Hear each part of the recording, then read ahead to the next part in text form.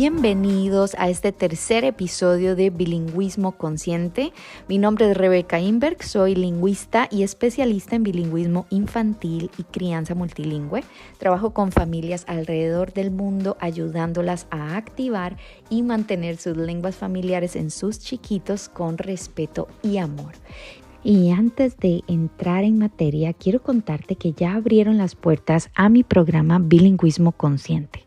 Un programa con mirada integral hacia la crianza en varias lenguas, específicamente cuando estamos lejos de nuestro país de origen o en un país donde nuestra lengua no se habla.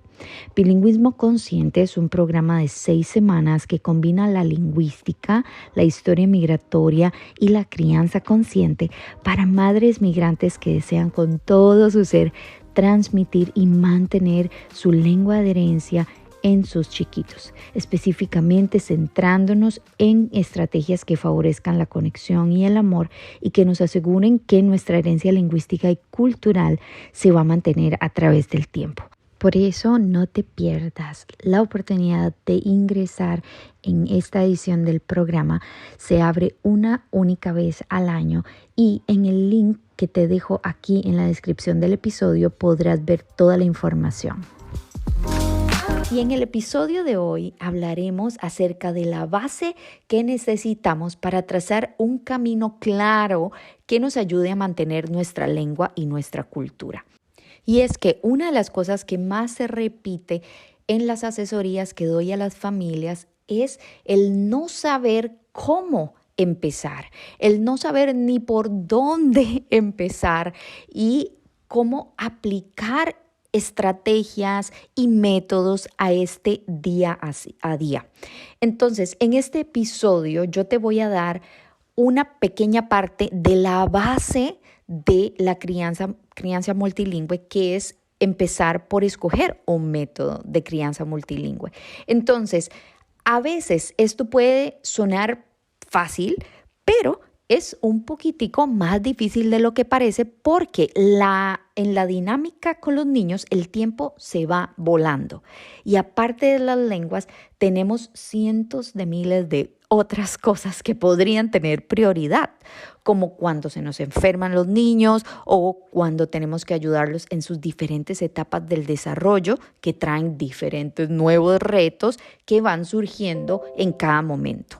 Entonces, por ejemplo, ahora mismo mi bebé tiene 2 años y medio y me doy cuenta de cuánta energía yo tengo que invertir en acompañarlo en sus desbordes emocionales, en correr detrás para ponerle el pañal, cambiarlo de ropa, meterlo al baño o a veces con mi hija de 8 años el reto de acompañarla a hacer las tareas de la escuela en alemán y a veces ni entiendo yo lo que están viendo en matemática, por ejemplo, porque aprenden súper diferente a como yo aprendí en mi país.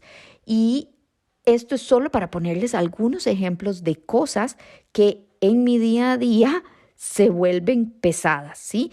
Y es que estas cosas nos pueden hacer llegar a pensar que no tenemos tiempo suficiente para dar input en nuestra lengua o sentarnos a jugar con nuestros niños o tan siquiera pensar cómo transmitir nuestras lenguas en nuestra casa porque estamos súper ocupados con miles de otras cosas. Y es aquí exactamente donde está uno de los errores más grandes y más frecuentes de familias criando niños multilingües. Y es pensar que la crianza multilingüe es cosa aparte de mis quehaceres de madre o padre, ¿sí? Que es como un asunto, un tema ahí al lado de todo lo normal. Pero no, la crianza multilingüe, al igual que la crianza respetuosa, consciente, es un estilo de crianza del que debemos aprender, sí, pero que constituye una parte de nuestro día a día. De alistarlos, de cocinar, de bañarlos, de darles de comer. Todo esto forma parte esencial de la transmisión de nuestra lengua y de nuestra cultura.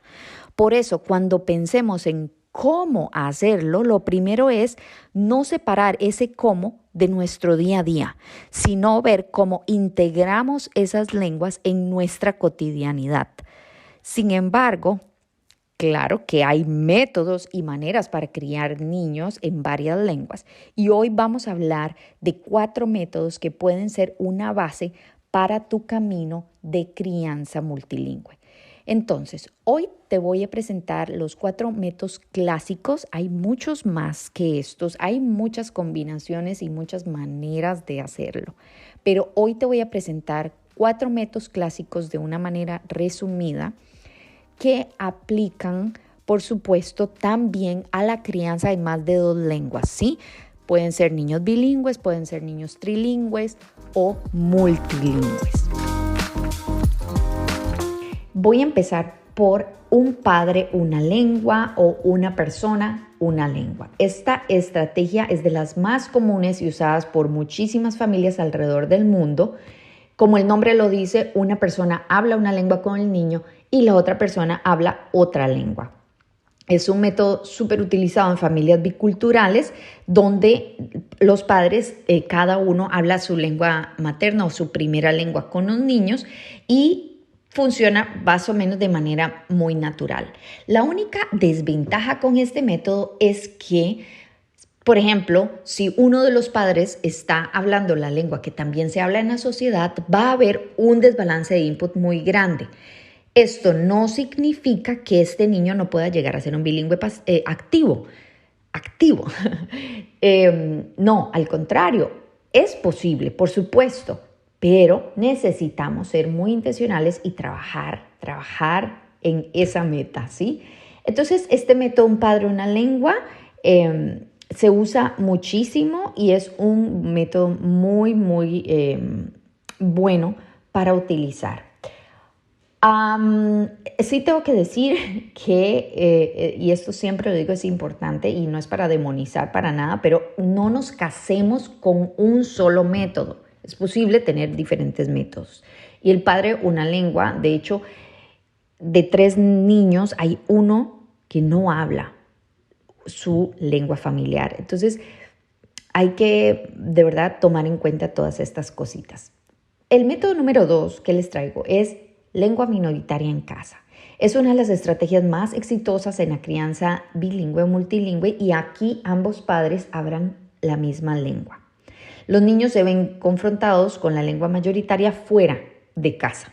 Es decir, los padres de familia pues deciden quedarse solo con una lengua en casa y esto puede ser, no necesariamente tienen que ser todos nativos en esa lengua, sino que puede ser un padre no nativo también hable en la lengua minoritaria dentro de casa con los niños.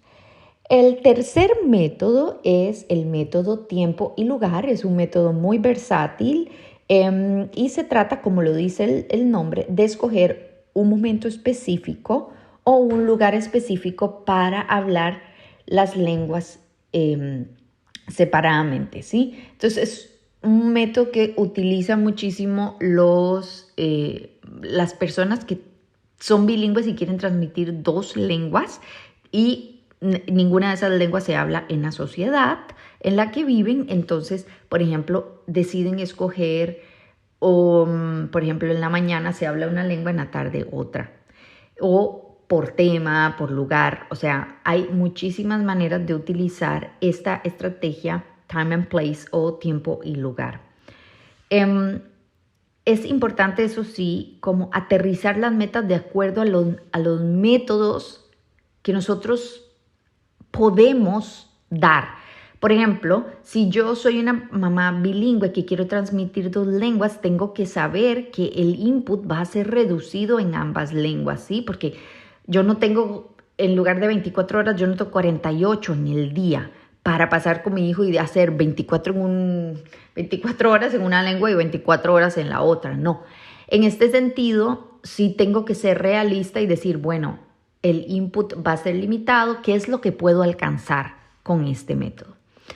El método número 4 que les traigo hoy es familias mixtas o 2 padres, 2 lenguas. Es decir, es un método donde los 2 padres usan ambas lenguas no al mismo tiempo, pero sí en diferentes momentos. al azar, o sea, sin ningún tipo de estructura, simplemente de una manera natural. Esto sucede mucho en familias que viven en comunidades que ya de por sí son bilingües, donde se hablan las dos lenguas y los padres de familia entonces están muy acostumbrados a esta dinámica. Por ejemplo, qué sé yo, para poner un ejemplo, en Barcelona, que se habla catalán y español, hay familias que usan las dos lenguas en diferentes momentos, o sí puede ser que para temas específicos se use una lengua, después para otros temas se use la otra lengua, y son lenguas que en la sociedad se hablan. Entonces, no es tan fuerte el grado de vulnerabilidad que tienen si hacemos esto con lenguas donde, por ejemplo, una de ellas no se habla en la sociedad. Es como que yo aquí en Alemania me ponga a hablar indiferentemente, a veces español, a veces alemán. Aquí el desbalance de input sería muchísimo más grande. Ahora, después de haber escuchado esta explicación de los métodos, me gustaría que puedas hacer los siguientes ejercicios de reflexión, ya sea de manera escrita en tu workbook o en tu cabeza, y tal vez lo puedas conversar con tu pareja, etcétera, etcétera. Y vas a escribir cuál método crees que puede funcionar muy bien y mejor para tu dinámica familiar. Y si te imaginas poder combinar métodos, es decir, que si hacen un padre una lengua, que uno o el otro pueda apoyar la lengua más vulnerable, es decir, combinando el método un padre una lengua con el método time and place, por ejemplo. Recuerda que es importantísimo que tomes siempre esto como punto de partida. ¿Cuál es la lengua más vulnerable? ¿Cuál es la lengua que necesita amor extra para poderse mantener a través del tiempo? Entonces, una vez tomando esto en cuenta, se pueden empezar a aplicar los diferentes métodos de crianza bilingüe, hacer las diferentes combinaciones de métodos, etcétera, etcétera. Entonces, una vez que hayas escogido tu método, pueden empezar a pensar cómo te gustaría integrar más tu lengua en tu día a día, cómo involucrar a tu pareja en esto y hacer que esté on board, ¿sí? Porque además de esto, hay cientos de estrategias que podemos poner en práctica para que nuestra crianza multilingüe sea fácil y divertida, y eso es precisamente una de las cosas que vamos a compartir en nuestro café multilingüe. Este café multilingüe es un encuentro gratuito que tendrá lugar el 11 de abril por Zoom a las 8 p.m. Alemania y 2 p.m. New York, donde conversaremos sobre todo esto que has escuchado en los episodios del podcast y más. En este encuentro vas a tener contacto con otras mamás migrantes, vas a poder compartir tus cargas mentales, hablar de situaciones que vives como migrante y también dentro de tu propia dinámica lingüística familiar, ¿sí? Porque a veces por ejemplo, los métodos de crianza bilingüe, toda la parte teórica no aplica, o no sabemos cómo hacerla calzar a nuestra realidad lingüística. A veces porque son familias que tienen 3, 4, 5 lenguas. Yo he tenido una familia hasta con 7 lenguas, imagínense.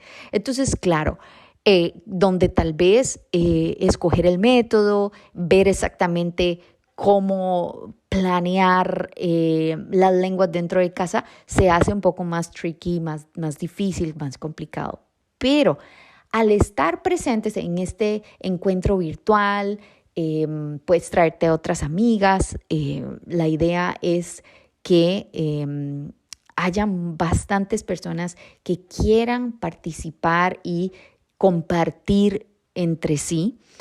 Aquí, al estar ahí, ustedes van a tener la posibilidad de entonces tener un poco más claro, porque tal vez conocieron a una familia que está en las mismas circunstancias que tú, o, hablé con una mamá que también tiene la situación de que tiene que hablar inglés con el marido y tiene otras 2 lenguas en casa y ella me contó su experiencia con su niño mayor, etcétera, etcétera. Ustedes no se imaginan todas las cosas maravillosas que salen de este tipo de convivios. Así que yo te invito cordialmente a que si no te has inscrito porque recibiste este podcast por alguna amiga, te invito a que te vayas al enlace que está en la descripción de este episodio y te inscribas para que te llegue el link de Zoom, porque los cupos son limitados, ¿sí? Entonces, al tener cupos limitados,